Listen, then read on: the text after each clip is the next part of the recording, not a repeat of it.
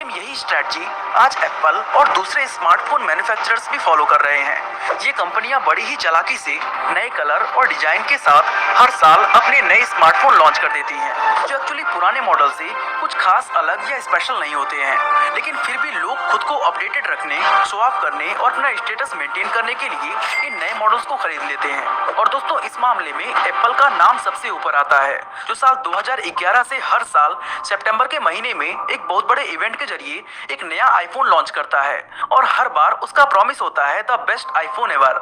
लेकिन ये एक ऐसा प्रॉमिस है जो मुश्किल से केवल 12 महीने तक ही टिक पाता है। वैसे दोस्तों, ये डायनेमिक ऑब्सोलेसेंस एक 3 साइड पजल का सिर्फ एक हिस्सा था, जहां इसका दूसरा हिस्सा है द राइज कंज्यूमरिज्म, यानी लोगों के बीच अब नई चीजों की खरीदारी केवल जरूरत तक ही सीमित नहीं रह गई थी, बल्कि ये खुशी का साधन बन चुका था।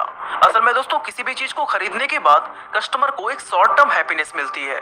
आपने भी ऐसा महसूस किया होगा कि जिस चीज को खरीदने के लिए आप बहुत ही ज्यादा एक्साइटेड थे, उसे खरीदने के सिर्फ एक हफ्ते बाद ही उसे देखकर उतनी खुशी नहीं मिलती। कंज्यूमर्स के इसी बिहेवियर की वजह से दुनिया की लाखों बड़ी बड़ी कंपनीज आज करोड़ों कमा रही हैं। इसके अलावा इस पजल का तीसरा हिस्सा है द इंडस्ट्रियल एरा, जहां कंपनीज टेक्नोलॉजी के मामले में पहले से कहीं ज्यादा एडवांस हो गई थी और इसकी हेल्प से एक ऐसा इंफ्रास्ट्रक्चर बिल्ड हो चुका था जिससे कम समय और कम लागत में ज्यादा प्रोडक्ट मैन्युफैक्चर किया जा सकता था।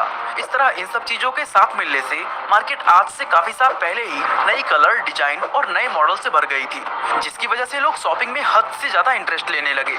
जिन चीजों की जरूरत भी नहीं थी, लोग उन्हें भी खरीदने लग गए। इसके बाद 1990 में फास्ट फैशन के नाम पर चीजें और भी ज्यादा बदतर हो गईं। दोस्तों, फास्ट फैशन का मतलब होता है एक बहुत ही चीप प्राइस पर उन आउटफिट्स को सेल करना जो किसी ट्रेंडिंग कैटवॉक में या किसी सेलिब्रिटी ने पहना हो। ये ट्रेंडी आउटफिट मार्केट में इतनी तेजी से पहुंचते थे कि इसके स्केचिंग से लेकर शॉप तक पहुंचने में मैक्सिमम 15 दिन का समय लगता था। अब दोस्तों, इस समय की अगर बात करें तो आज ट्रेंड हर 2 हफ्ते में बदलने लगे हैं, जिसके चलते स्टॉक को बहुत जल्दी चेंज करना पड़ता है। और इससे होता यह है कि टेक्सटाइल इंडस्ट्री का 85% हिस्सा यानी लगभग 92 मिलियन टन माल हर साल कचरे में शामिल हो जाता है। दोस्तों, टेक इंडस्ट्री का हाल भी कुछ ऐसा ही है।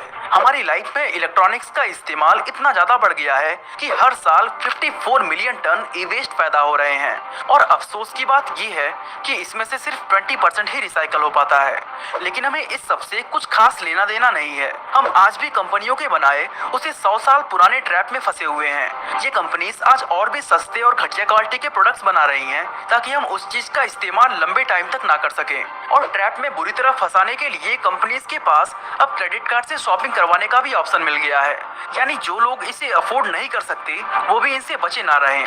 दोस्तों, अगर हम सच्चाई देखें तो आज बहुत सारे ऐसे लोगों के हाथों में भी